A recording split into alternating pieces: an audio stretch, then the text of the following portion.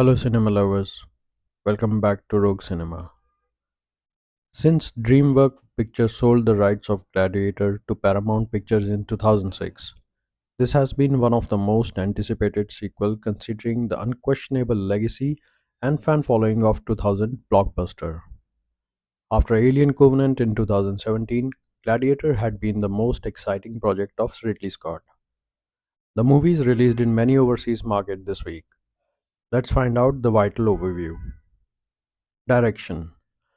From Gladiator to American Gangster and Body of Lies to Prometheus, Ridley Scott had been master of resurrecting the past alive on screen. However, this time it appears something seems untrained.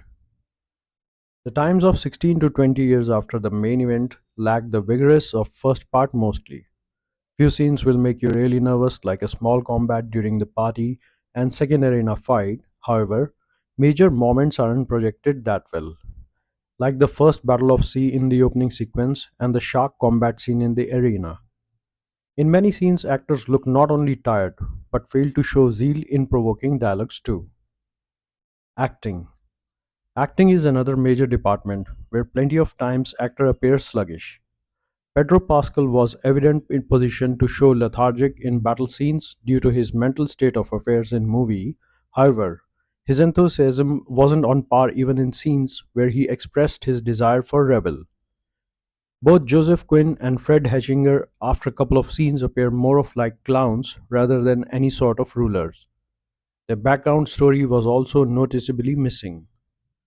Denzel Washington was good and redeemable, but again suffered from an actual character build and majorly used for shock elements. The movie belongs to Paul Mescal as Lucius not only because of being protagonist, however, he actually outshined in few important scenes. Screenplay. Despite its decent length, the screenplay fiercely lacked the grip of first installment. I clearly remember watching Gladiator Part 1 in August, and its screenplay was tight and impressive even in its dullest moments. However, Gladiator 2 failed to achieve even half of its predecessors, but also failed to maintain the suspense. The key plot were uncovered in audience mind even before the filmmakers tried to create tension. All the main characters have compelling stories behind them, but they are not released in an emotionally satisfied way. In short, I couldn't care less what happened to any of them. Dialogues. The general who became a slave, the slave who became a gladiator, the gladiator who defied an emperor, striking story. But now the people want to know how the story ends. And goosebumps. That was the legacy of first part which still echoes. Dialogue is another major department where the sequel grew dim. Many popular quotes from the first part are thus without any organic sequencing. An epic like movie is as equally based on its breathtaking views as much on its impressive dialogues in close quarters. Unfortunately, Gladiator 2 dialogue department doesn't live up to the mark. Technical work, sound and cinematography.